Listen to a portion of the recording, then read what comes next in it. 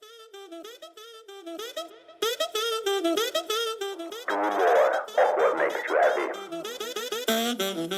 yourself, be positive.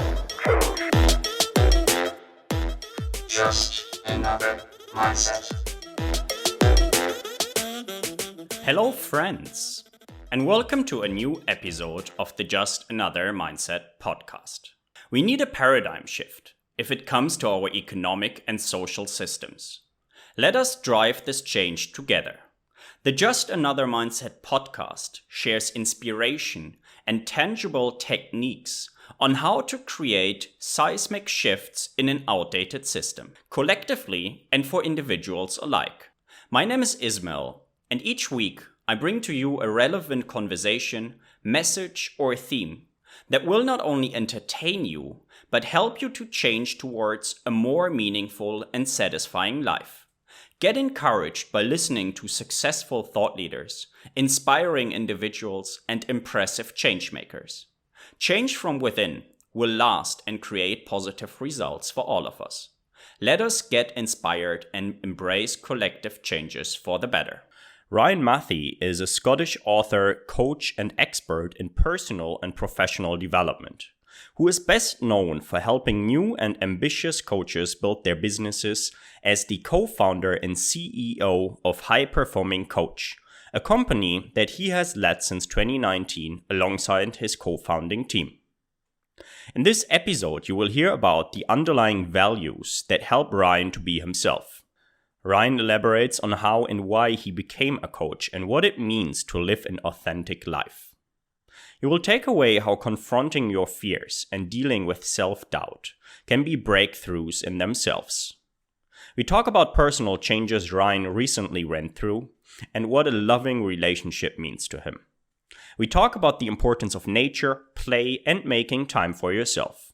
Ryan also shares his thoughts on meditation, and you will learn what it takes to live a happier life. And with that, Ryan, a warm welcome to the Just Another Mindset podcast. And my first question for you today is, how do you feel and what is on your mind?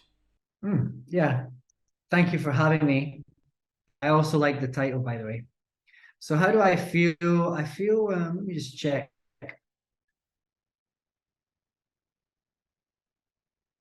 I feel very calm and there's a very relaxed excitement going on as well. And you asked what was on my mind. What's on my mind? There's one thing on my mind, which is something that's just there, but in the interest of the transparency of the answer to your question. So we have a program that we help coaches learn how to build their business, and I've got one of my right-hand men leading a special session today. He's like a TikTok 25-year-old, knows everything about social media, and it's one of his first times leading to a group. So I've just set him up there. I've left him there. He's now got all of our clients, but I'm absolutely sure they're all in capable hands. There's a tiny little thing on my mind that, in case he needs something, but it's just the tiniest thing. But in the interest of complete transparency, that's the only thing that's on my mind. Thank you very much for sharing that. And Ryan, I'm sure we're going to talk about coaching and coaching people into different positions and building teams and building communities. But maybe in order to get to know each other a little bit and also for our audiences, I thought it makes sense to start off with a little bit of context. And another question I had for you is, Ryan, if you want to share with us what your core values are. My core values. I would say authenticity, transparency, honesty, whatever way you want to shape that one. I like to kind of just say all of them. For sure, courage, responsibility, absolutely love that one. And integrity and fun. Fun. Wonderful. I love that. And I'm sure we're going to talk on most of them in more depth. But before we go there, Ryan, I would be very interested, when we talk about values, do you have a process how to figure values out that you use for yourself, that you use together with other coaches? That's question number one. And my second question would be, since when are you aware of your values? Meaning, when did you first do so? Yeah. So the first answer is, I mean, I developed a training called Unshakable Belief. I don't know if you know it, if you heard of it. I developed that back in 2016, built my business, my first independent coaching business off the back of this training. And it was a combination of things that I'd been trained in, things I'd learned, and then, bringing it to people in a way that was really easy to understand. And that was about, it's called Unshakable Belief. And it was about how you can develop this way of believing, this strength of mind. And it's part of the process is to get really connected to what's most important to you, what your priorities are. And for me, values, inherently deep down, we all have these core values. A lot of people, depending on the part of their journey that they're on, they're not connected to them. So the simple process of asking the question, what is important to you, is sometimes all it takes. But if somebody's never been asked that before, then it's like earth-shattering, because the minute that you get connected to priority, it changes the way something looks, the view that you have, the perception, which changes the way you feel, that changes the way you act, and it changes the outcome. So that's why our priorities are so important, because it literally shifts. You're going along this path with this outcome, and it shifts it to one that's more consciously created. So so that's how I don't spend so much time in my coaching right now on priorities. I spend it more these days on the depth of emotion. When I help clients get into the deep part of their emotions, because underneath the emotion is wisdom. So, back in the earlier days, Unshakable Belief days, it was all about the mind. It was all about priorities and values and belief systems. But after I'd done that for many years on myself, the next level for me was to go deeper into the emotional body. And what I found there was really, really magical. So if it shows up in a coaching conversation and it's clear that somebody's really completely off with their value or priority, I'll help them see that. I'll usually just tend to take them to a much deeper place, but it's always nice to get really clear what's important, because it makes such an impact. But yeah, for me these days, it's just as simple as asking the question. I think when you really understand the significance of the value, the way you ask the question, the way you hold the space, the way you help your client just take the time to just, oh yeah, because it's like an instant shift the minute they see it.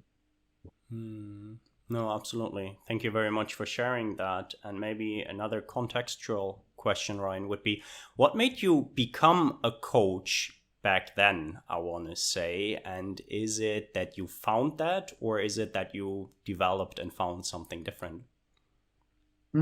Yeah, I was in a relationship that was, I don't know, how old are you? 32, I suppose. 32. So I was 30.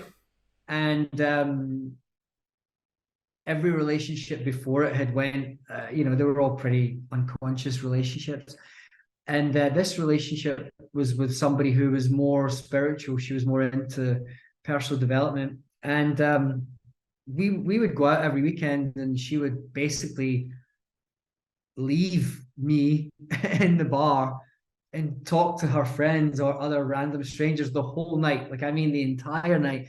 There was no connection. There was no hanging out. It was a real mechanism on her part, although we didn't know that at the time. But of course, it was triggering me. So we had this argument every weekend, and it was her fault for sure. And she's like, look, it's your responsibility how you feel, And I was like, what? Never heard that before. So we had the same argument every weekend for 4 weeks, because we kept going out and we kept having the same pattern.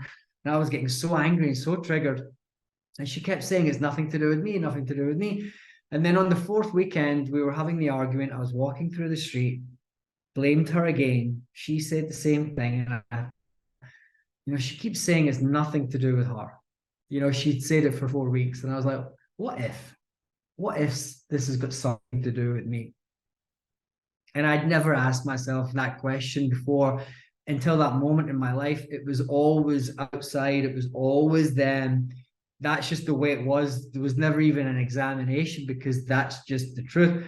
And this moment, I saw that actually it was me. And I'd been in this situation before many times, and the consistent factor had always been me. And I had the same pattern of blaming them. And I almost fainted. Literally, my whole life was just flashing in front of me. I almost passed out. I went home on my own, jumped into my bed, and cried for 4 hours. I had such a release of emotion, all the time spent really, really getting it wrong, from a point of view of perspective and reality. And it was really devastating. I was devastated how much of my life I'd spent, not seeing the truth. And about 2 hours into the crying, I started to feel lighter. And then I started to feel like, this is a good thing. Like, oh my God, now I see this and see that. And then I wrote a list of all the things I wanted to do. And the next day I started to do them, which included calling all my ex-girlfriends and apologizing, giving money back to people I'd stole when I was young, and calling my family, telling them I love them. Why don't we tell each other we love each other? I really went on a journey. And I did that for 2 years. I cleaned up my entire past. That was all I did. Then I ended up in a program led by some incredible coach. And I thought, wow, I would love to do that. And that was the start of it. That was like back in 2009. So it was really the realizations that I had, the way I dealt with it, because I really transformed so much in a very short period of time. And then having that inspiration, I just felt, this is for me. I felt like for the first time, I can get really good at that. Really good. And I would love to get good at that. So it was kind of like that. Wonderful. Thank you for sharing that very transparently. And you've mentioned earlier also this authenticity. Would you say, Ryan, that since 2009 or after those 2 years that you invested to come clean, if you want to say, that you since then live an authentic life? And is that something that you can hold most of the time, at least? Yeah, I would say for the first 4 years since that moment, I was in 5 years. 5 years. I was in an intensive, rigorous training process on my own. The company I told you about, where I saw the coach, I started working with this company. They started training me. I was being trained 40, 50, 60 hours a week. And it really took a lot of training to become as authentic as I am today, because I had the commitment and I had the realization, but there was so many blind spots, so much I didn't see what was going on, and they showed it to me all the time. So I had a real desire and commitment, but it probably took, I would say, a good 4 or 5 years to get to a point where it was completely integrated. And now, since then, and even more now, then the answer is like 100% yes. Occasionally, like super rarely, like twice a year, I'll catch myself somehow pretending or faking something, and I'll go back and clean it up. And but it's really great, because I really worked a lot on that one, because I saw how freeing it was, and the influence that it has on the people around you when you're like that, because it lets people know it's okay to be the way I am, and I love that. Accepting yourself the way you are, and with this authenticity. And I would have a follow-up question, because I could imagine that at least in the beginning, sometimes it's somewhat scary or difficult to be fully authentic, because you do not know, do you accept yourself? Do other people will accept yourself? So I don't know if you have some personal story, or maybe from conversations with your coaches, why is it sometimes so difficult or scary to be authentic? And we can answer that online or offline. Yeah, no, I'm happy to answer now. So look, there was plenty of times I was scared, and I think we're all scared for the same reason. We're scared because we fear that we're going to get judged by them, and we fear that they're not going to like us and that we'll be left alone. That's one route. So we've got a projection of them. But the other route is that we already are judging ourselves. We're already pretty convinced that we're wrong or that it's our fault, and we can't admit it because we haven't made our peace with it yet. And so we're in denial or in resistance, but the kind of cosmic joke is it's all made up anyway. So once you realize that it's all made up and you are okay just the way you are, you've got no problem saying, do you know what? The reason I was late is because I was absolutely confronted to stand on this stage with 10,000 people. That's the truth. It wasn't the bus driver. Taking responsibility also. Yeah, exactly. It gives you so much power to just own your experience of life, own the things that you did, because you're no longer making yourself wrong. That's why people don't take responsibility, because they make it mean that they've done something wrong. So I don't want to blame myself, so I'm going to say it's your fault. I'll blame you instead, but it's really not that. It's like, yeah, I'm gonna own my power, and I'm gonna tell the truth. This is how it was, because I've got nothing to fear and I've got nothing to hide. And confronting yourself with that honesty, and also at times, I suppose, confronting yourself with fears or insecurities that you may hold. And I don't know if something comes to mind, but if you confront yourself with your fears, with your insecurities, why can that be such a breakthrough moment? Yeah. Well, basically, the confront or the challenge is the fear of what might happen, but that's all in the mind. It's all an illusion. It might be based on something that happened. It might be based in in certain situations, but almost 99% of the time, it's all made up in the mind. So in the mind, it may or may not be true. We don't know, because it's all swimming around. But when you take an action, there you'll see truth. We might have a conversation if gravity exists. You might say it doesn't, I might say it does, and then I'll say, here's gravity. You can no longer argue with it. There's the truth. So in the action, the truth is revealed. If I'm scared that people are going to leave, tell them the truth, and I tell them the truth and they stay, well, this belief is gone. So it's confronting because they're in their stories, they're in their mind-made reality. But when they take the action, they will see the truth. And then there's freedom there, right? Freedom in the reality. Because in reality, everything's fine. But it's in the mind where everything is scary, and people are coming to get you. You're going to fail. People will laugh at you. People don't love you. This is all the mind. No, absolutely. Ryan, knowing all that, do you still sometimes deal with self-doubt? And if so, how do you deal with it? So self-doubt in the sense of, can I do it? Is it possible for me? No, never. Never. Self-doubt as in doing the right thing. Am I on the right track? And you may fill the blanks here. Yeah. So yeah, I mean, look, right now I'm in actually quite a big transition. There's a lot of doubt in the path or the track that I'm on right now, because I've evolved beyond a lot of the things I created, years before. And then it's like, okay, what do I do about that now? I've never been in this situation before. The path is not completely clear. There's some things I had to let go of in the mind that told me it wasn't possible. Or that it couldn't be done or shouldn't be done. Like, so there's a process. So yes, I'm still human and I still go through processes for sure. I just have a lot of tools and equipment to deal with them, but they still take time. And this particular process, I've been deep in it since December, but I deal with it in a way that's like, because I've been here so many times. It's like, okay, something I don't know. I'm unclear.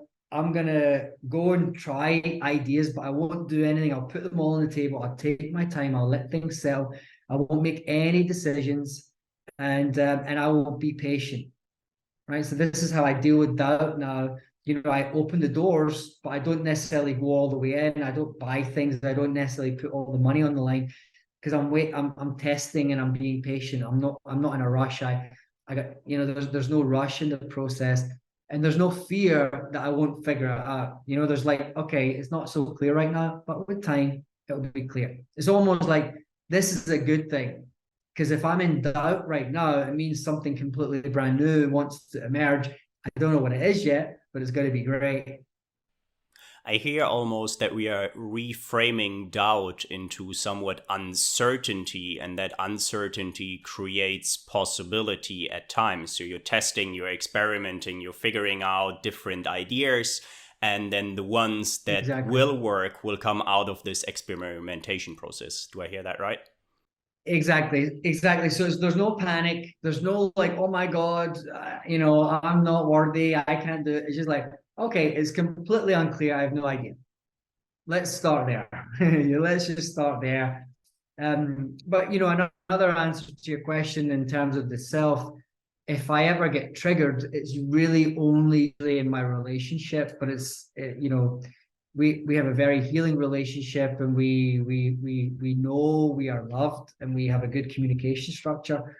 But from time to time, there's little triggers, but it's I haven't reached a point in my life where those haven't completely disappeared yet, but they're definitely like on the way. I had something yesterday. My girlfriend went back home to Germany, and she took the omega-3, big jar of omega-3. We both used the omega-3, and she took all of them. And so my first trigger reaction was, she doesn't care about me. See, she didn't think about me. She didn't leave me the omega-3. Therefore, she doesn't care about me. She doesn't love me as much. And this is so painful. This is all in a second. But, in the same second, I saw it because I've, had enough experience of these things. And I was like, oh, that's triggered me. And I get all the mechanism. Okay, don't do anything with it. I'm not going to do anything. I won't text her. I won't call her. Like, let that one settle. And then 2 3 minutes later, I was like, well, it doesn't mean she doesn't love me. I'm processing this as I'm, making my drink or whatever as I'm doing. And then like, okay, cool, come back to presence, and then it's gone. Right. So that's kind of where I'm at with things like that. From time to time, those little things creep in, but it's all part of the healing process. And fortunately, we're in a relationship together where we really do trust that we love each other. So we can remember those little times, and there's no evidence to suggest anybody's out to hurt each other. It's, we really learned that if something's going on, it's just something that we don't understand yet, or something that we need to check out. And after all, I think this is all one can do: open communication and understanding and accepting that there will be trigger points, in fact, but acknowledging them and being open and honest with them, and maybe taking yourself 3 minutes, 5 minutes, 10 minutes, whatever it may be, a day to not react emotionally or overreact emotionally in case you do in fact still get triggered. Because I suppose also after many years of a loving relationship, you may still find trigger points which tell you something about yourself and about the relationship you're in. Yeah. Exactly. We have a little structure where we accept completely, like, while certain things are healing completely or disappearing, that these things will happen. So we have I created this communication structure. Is very simple, but I did a lot of research in communication. I trained people in communication, and I created this little sentence that's so simple and powerful. So if there's a trigger, we say to each other, okay, so when I opened the cupboard and saw that the omega-3 was gone and you took it, I made up a story that you didn't think about me, and then I made up another story that you don't care. Is that true? So we would, if it was needed or necessary, because we were so in the story, but I trained myself and I train hard that I call it a reality check. Let's do a reality check. And it's like, no, that's not true. What's true is I thought that you would need the omega-3, but I knew that you would be able to buy some. And I did mean to tell you, and I forgot, and I'm sorry. That's what's true. Okay, cool. So so we trained ourselves while we were learning, about who who we were for each other and solidifying all that. This was a little tool that we used. It was really powerful, really good. Mm. Wonderful. Thank you very much for sharing that, Ryan. And there are a couple of topics that I wrote down: spirituality, healing. But before we go there, you talked a little bit about a new path and about changes also in your life. And before we take the professional angle at that or look at that, just very recently, I want to quote one of your LinkedIn posts, and it says, I changed my schedule from work first to health and fun first. And you also mentioned in our introduction talk that fun is one of your biggest values. But maybe, Ryan, can you elaborate a little bit on what did you change and also the why behind? Yeah, great question. So what I changed was my view of my life from I'm on a mission to save the world to world doesn't need saved, just take care of myself. And if I'm working too much, that doesn't work. If I'm too busy on a laptop all day, stuck at a desk all day, for me, no matter the reason, like if that's not healthy for me, if that doesn't make me joyous, then that's not my path. And I'm not saying that's for everybody. Some people are willing to sacrifice a lot for a different purpose or mission. I've kind of been there until that. I am somebody who's been on a mission, and it was an incredible experience. But where I landed was, you know what? It's way better if you're healthier and happier, and you can also have a mission at the same time rather than the mission be everything. So yeah, that's where it came from, and just realized, like with all the work I'd done on myself, of which there was a huge amount of digging and diving and processing, where I landed was that the point of my life wasn't to save the world; it was just to enjoy it and to trust myself that I would enjoy it in, a way that was worthy of having a life. So I started to reevaluate my priorities. I started to reevaluate my schedule and made a lot of different changes. And now, yeah, it's filtering through to the rest of my life. I usually start the morning with playing a game like tennis. So I wake up in the morning and I'm actually like looking forward to playing and having fun, rather than first thing I do after you've got showered and maybe even went to the gym. You're working. Like I didn't even though I've always loved my work. There's no substitute for actually playing and having fun when it's not about a job for money. No matter how you dress that up, there's nothing that beats pure, honest, and true fun through playing. So I started to get more into that, and that's been great. So mornings are very different. I start the day looking forward to playing a game rather than whatever I have to do, my whole list of to-dos and all the pressures and responsibilities. And then come back, and then I'll probably do something like yoga, or a physio will come and sort me out, just to help put extra love and care into my body, so that I have the energy and the sustainability to do whatever it is I'm doing or what I want to do. I usually work like 12 to 5, Monday to Thursday, Friday, Saturday, Sunday, no work. And there's maybe some things on the go, but it's like, so it's a real like reorganization. I'm in a fortunate position because I have a team, I've done a lot of hard work. But if I did anything different, if I did anything new, I would do it differently. But that's normal because I've evolved and learned a whole bunch of stuff. So it's perfect. Yeah, I'm really grateful for the journey that's got me to this point.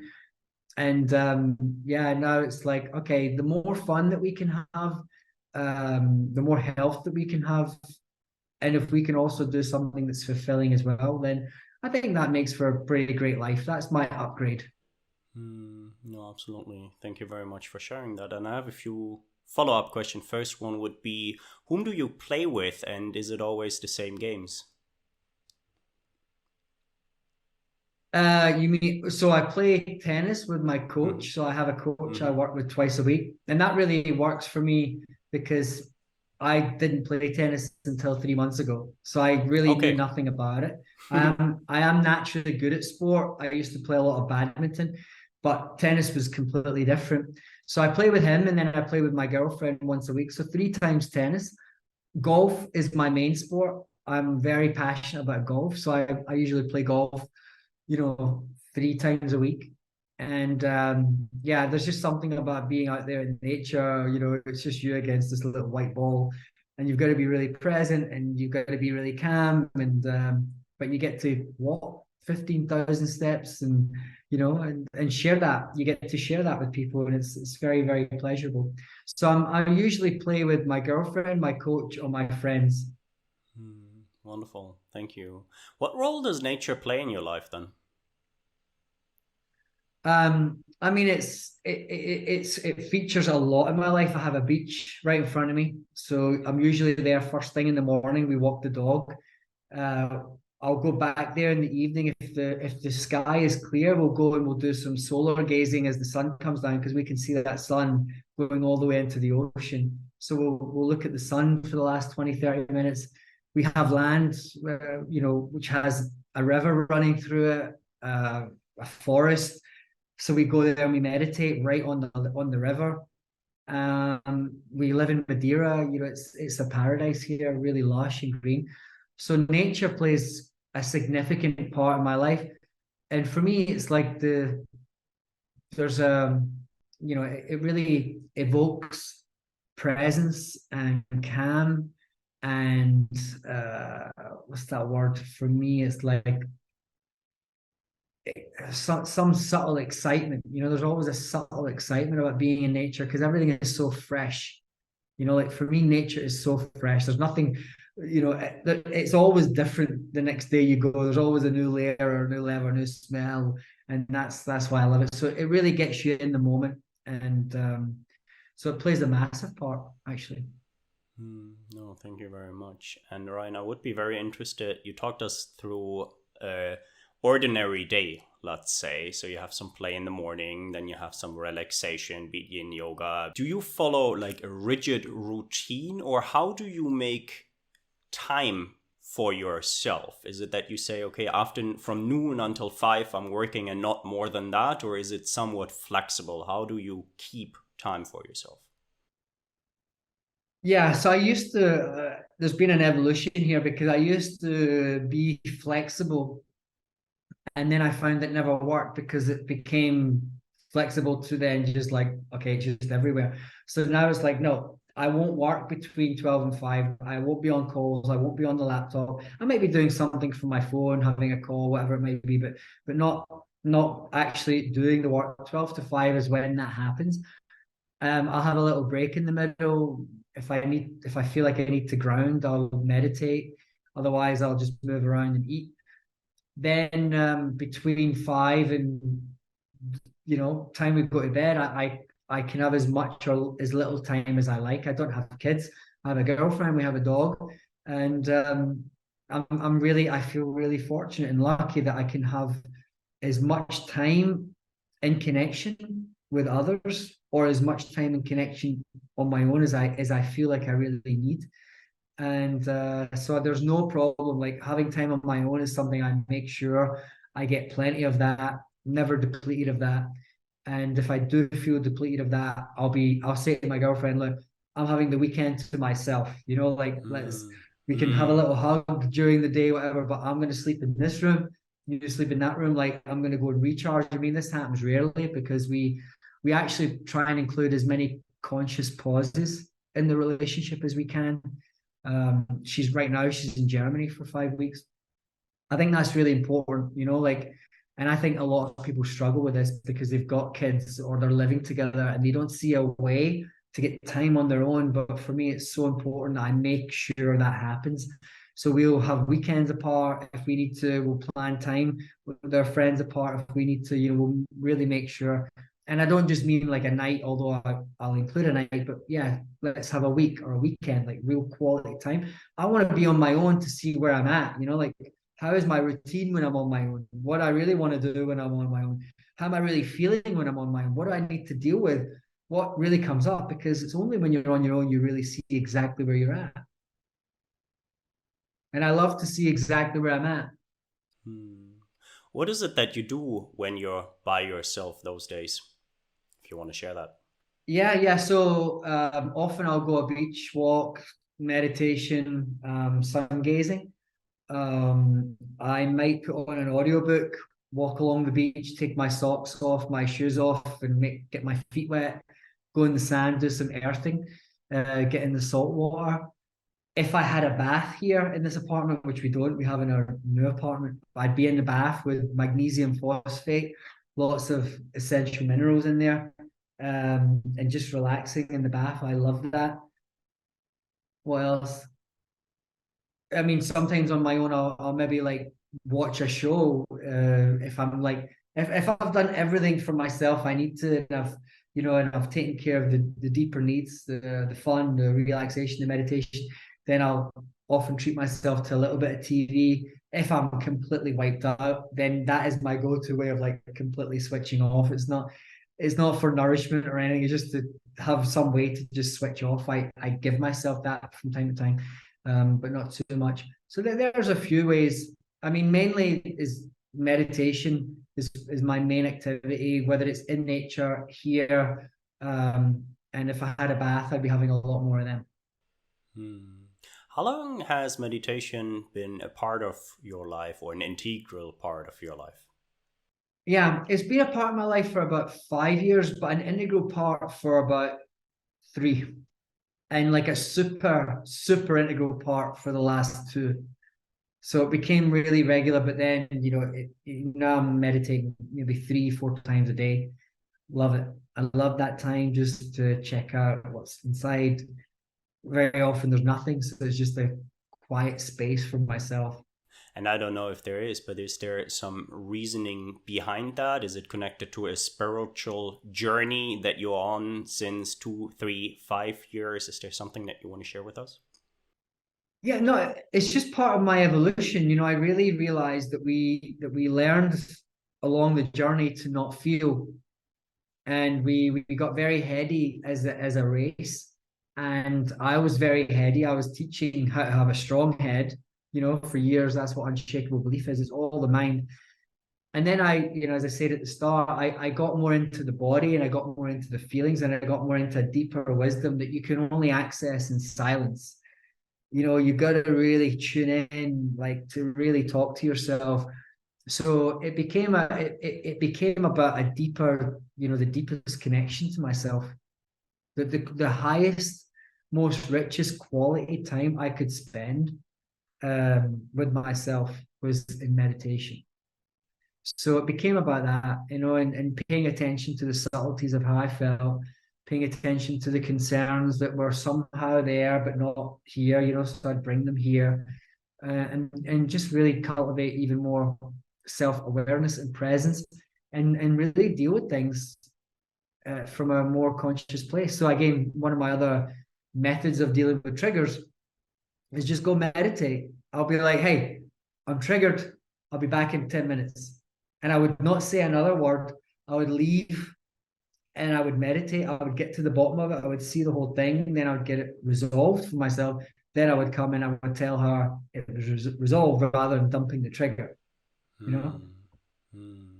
No, and I really like that for those who are not watching but listening. In the very beginning, when I asked Ryan how he does feel, he closed his eyes and he really checked in. And this is something that where you can see that or where I'm supposing that I can see that you're checking in with yourself and that you're really asking yourself, what is it that I feel inside, other than jumping to an answer which may or may not be in your head saying, I feel good, I feel great, I feel excited. But you really try to get this emotional Yeah. level and understanding. Yeah. And if whichever emotion would have been on your mind, you would have probably also shared that with me. So thank you very much for sharing that.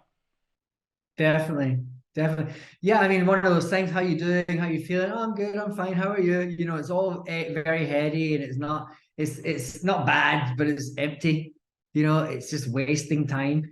So, I learned to actually, like, yeah, like when I learned to really feel, then it just started to show up at all these places. So even you might even see me in a restaurant, I'll look at the menu and I'll close my eyes and I'll just be checking in. What does my body want? you know and then I just go deeper for it. And I don't do that all the time. I'm not like standing in McDonald's wondering what Big Mac or a quarter pounder with cheese. It's just like, but sometimes if you're not sure, then just going a bit deeper and just like, I want this. No, and also creating this self awareness and then channeling this self awareness to the outside world as well, right? Because so often we are in those structures where we are actually not supposed to feel or to share our feelings. So I think it starts with acknowledging them for Yeah. yourselves and then finding ways to translate them to the outer world. So I think that is definitely a good journey you're Yeah. on. Yeah, exactly. And look, what I find is when they get integrated inside, they naturally show up out there. Like, so it's like this work that we do inside, it's like an investment that just keeps giving back and back and back, because you don't need to try so hard out there. One day it just clicks because you're practicing it. It's like anything that you practice. If you're training and training and training, come game time, it's all there. You just need to put it into place. So life's like that. The meditation is the training, the journaling is the training, the conscious speaking is the training, the noticing my triggers is the training. So that in life, it's there and I'm equipped to deal with life rather than always having to be in a little bubble before I can actually deal with anything, powerfully. It just naturally shows up the more I practice it on my own. Yeah, and the more you practice, maybe this is also the very contribution that you can give to this world. You were mentioning earlier, I want to save the world, I want to make this world a better place. Maybe by having this inner transformation, doing this inner work, you actually raise the bar of consciousness, and by that, inevitably make this world a better place. So it's just a different angle, but you, in fact, Yeah, by focusing on different yourself, angle. coming to this result, right? That's what it's about. Like, yeah, I was just saying, it's like, yeah, of course, like if for anybody listening that you want to make a difference, you want to change, and you can contribute to people, we all can, and you should if you want. And I always will. It's just who I am. But I learned, like, the biggest difference I can make on this planet is to heal myself and live a great life. And I want to follow that up with three slogans that I also found on your recent posts. And that was work less, worry less, and numb out less. And I don't know if you want to share any additional thoughts if we talk about those three that come to mind. Yeah, I think it was like, if you want to, here's three simple ideas to live a happier life. Oh yeah, worry less.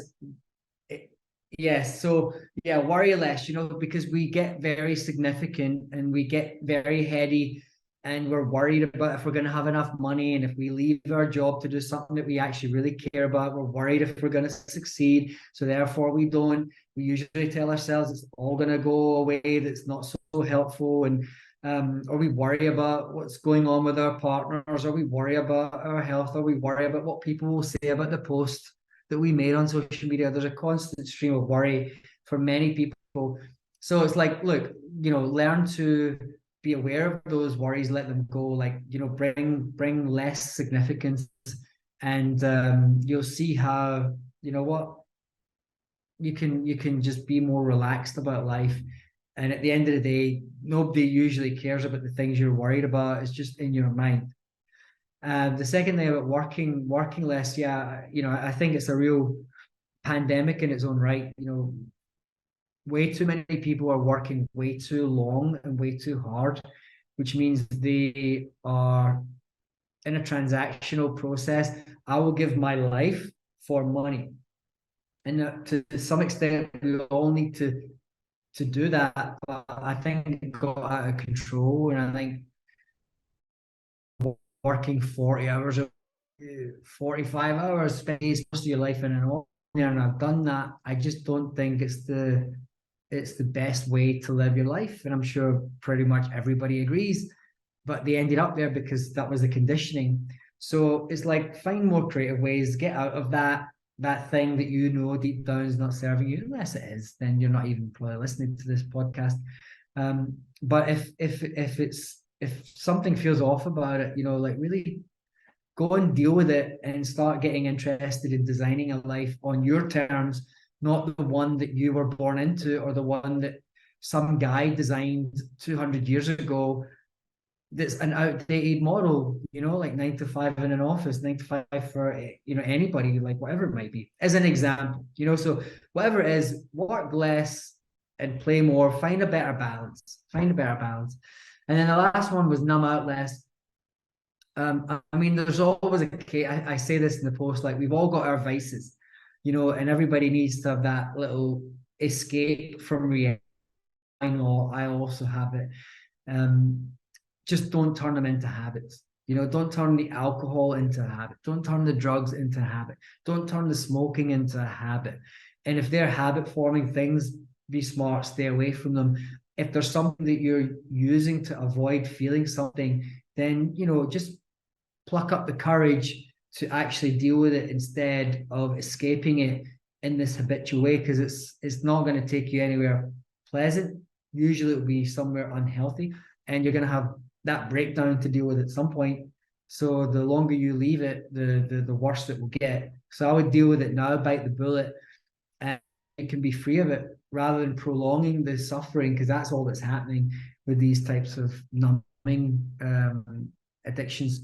Whether it's pill popping, painkillers, whatever it is people are turning to so they don't feel pain. The other thing I want to say about is like people are really scared to feel their depression if they're depressed. They're really scared to feel their anxiety if they feel anxious. They're scared to feel their shame. They're scared to feel their guilt. They're terrified to feel what's really going on. And I'm here to tell you and anybody who's listening that there's nothing to be frightened of, actually. It's not as scary as it feels. And if you learn to feel what's there, you'll see that after a few moments, it will start to feel different, because those negative energies are stored in the body, but you're repressing them and suppressing them, so they get worse and worse and worse. Outlet, like any energy. If you need to, pardon a bad example, but if you need to fart, if you need to pass wind and you're holding it in, what happens is you start getting cramps in your stomach. Your stomach starts to feel awful because you're holding in the wind, right? This is such a crude example, but it was the first one that came to my mind. Negative emotions are like that. So many people are holding them in because they don't want to let them out, because they're worried about how they're going to go, how bad it's going to be, what people will say. But it's really, really bad for your body and bad for your mental health if you do that. Go and feel them, let them be released, let them be accepted as part of you, and you'll feel way better. And I think that's so powerful, Ryan, and thank you very much for sharing that. And you mentioned a few very obvious, let's say, negatively connotated coping mechanisms: alcohol, drugs, cigarettes, and so forth. And I do believe, and that's supposedly especially true for my old bubble management consultants, investment bankers, this is one sort, but there are also other coping mechanisms, like going for Ironmans, ultra marathons, or going for the more healthy version of coping mechanisms. And I don't want to talk to either of them too much, because I think you gave a very concise picture of such. But I think what's also so powerful of what you just said is facing yourself and doing this inner work and being able to do so, and being also able to embrace such, incorporate this part inside of you, will eventually give you so much more satisfaction than running away. It doesn't matter which way you choose to run away from yourself. Yeah. Exactly. Yeah, there's the ones that are kind of less damaging and more damaging, and it is what it is. People are in their own process, but the opportunity is there to learn to actually deal with what's really, really, really going on. That takes courage, and but it's well worth it. It's well worth it. And but there's no rush for these things. People usually get there eventually. Like if people are avoiding things for long enough, it catches up with people when they're ready to deal with it. And very often it shows up in sickness in the body. You know, like if you need to deal with something, your body is so intent on making sure you deal with it, it will make you sick to put you in bed so you can deal with yourself. That's what sickness is. So if you know people that get sick a lot, it's because they're not dealing with stuff, and the body's trying to slow them down, stop them distracting themselves to get attention to deal with this thing. No, absolutely agree. And I have another maybe fairly personal comment, but if you run away from yourself for a certain amount of time, it's very likely that you have to make up for this distance when you eventually decide to find yourself. So if you run away for 20 years, it will probably take quite some time to come back to yourself and be happy about and with yourself. Yeah. And look, some people are ready to hear that kind of thing and deal with it. Some people are already on the path. You know, some people are not at that point in their life yet. You know, everybody's on their own journey.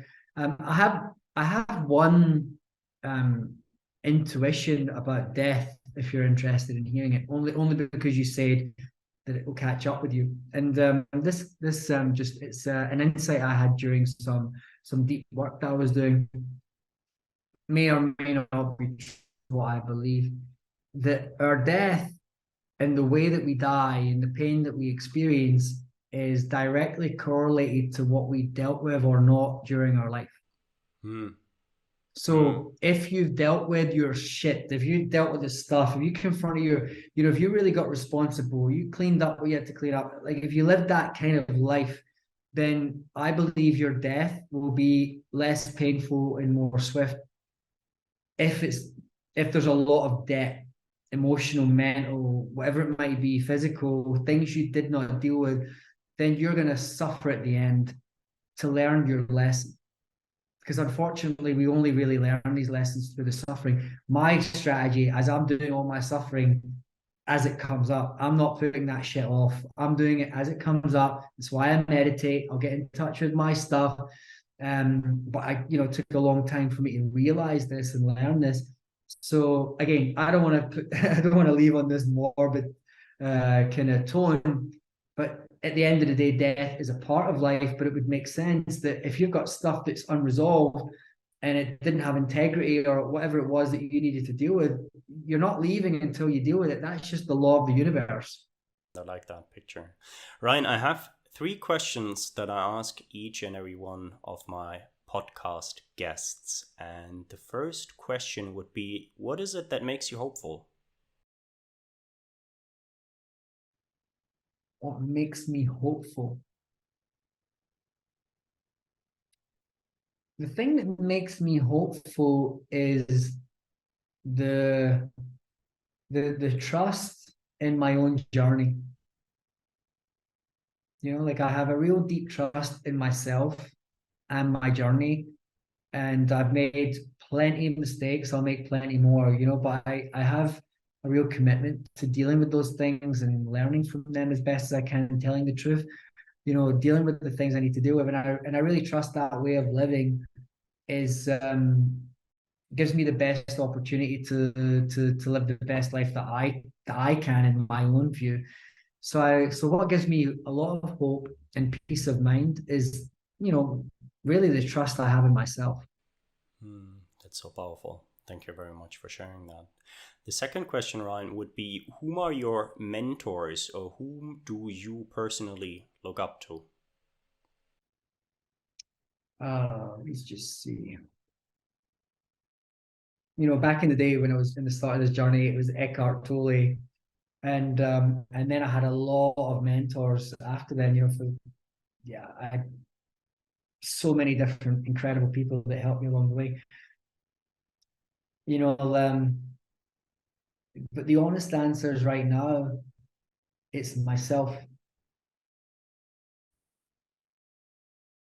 That's after 13 years of a lot of work, a lot of money spent. I mean, best part of $1 million, like a serious commitment to my own growth, development, personally, professionally, working with incredible people.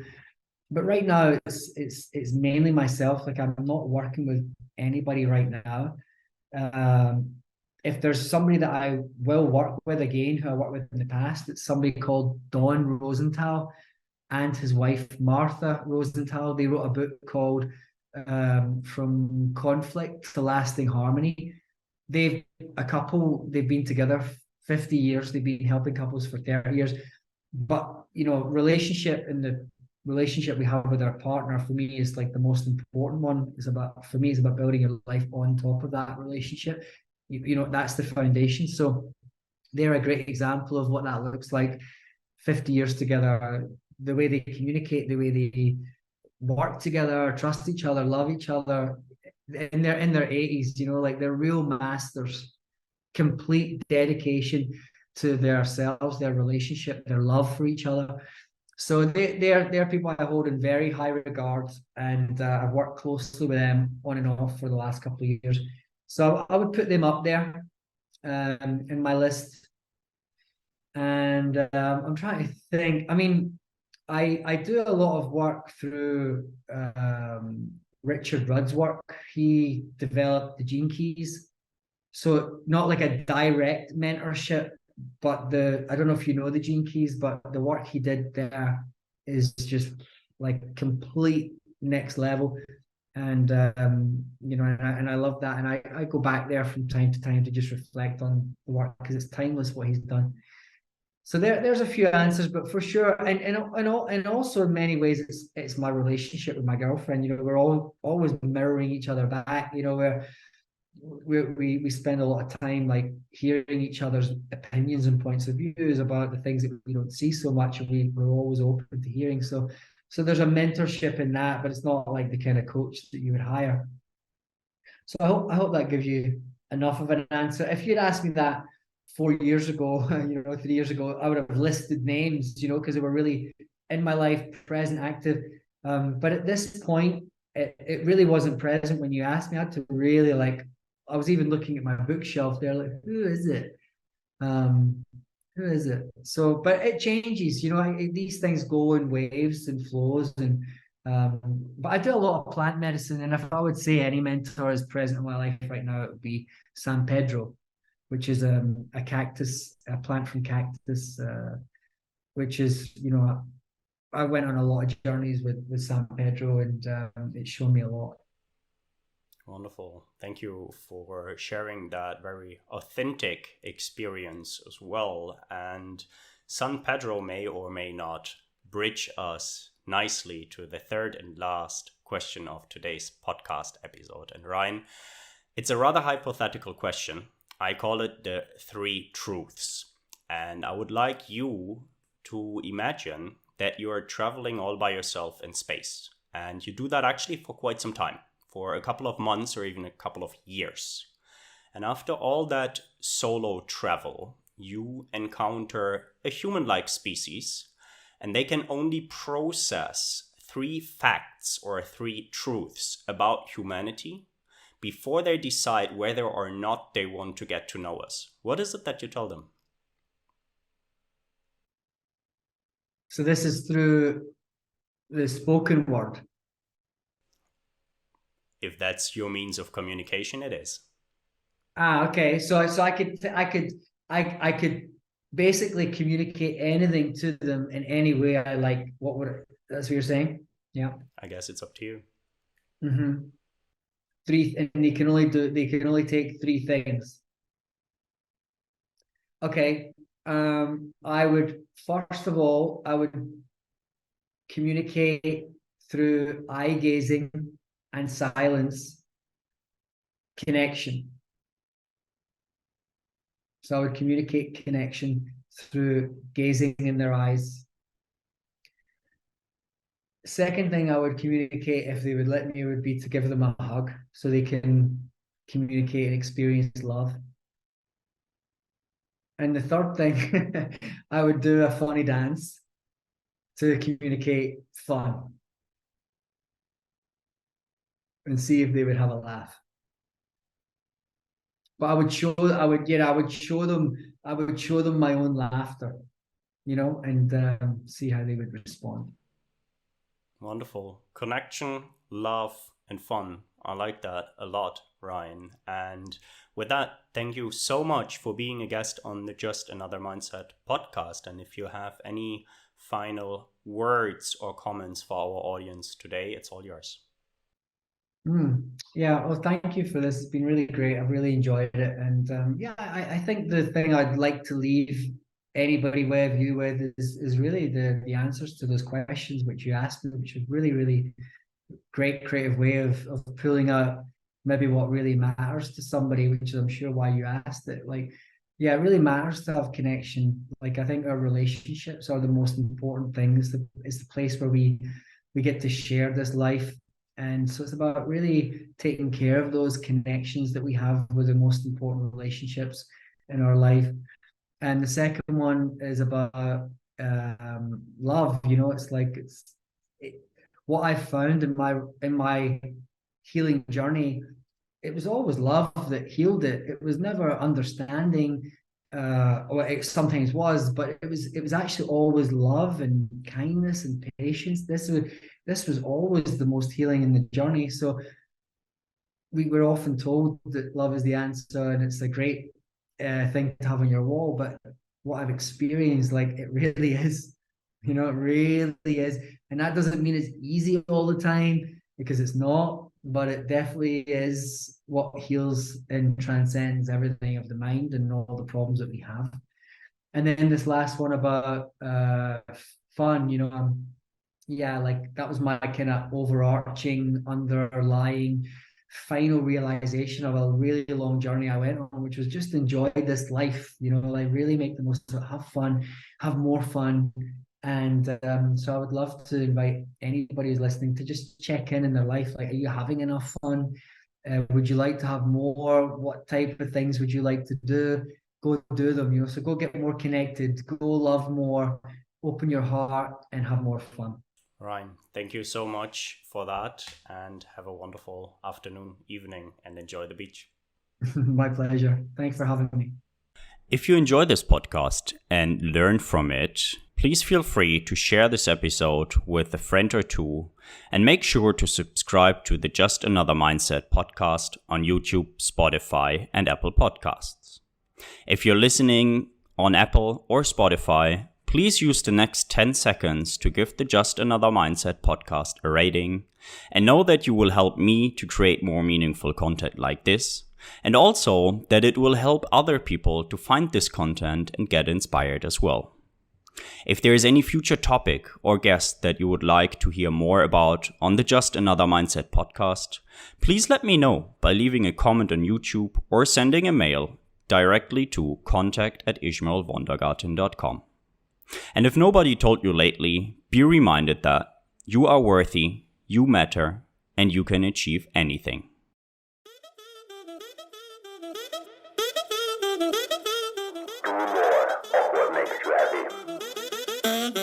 Be yourself positive. Just another mindset.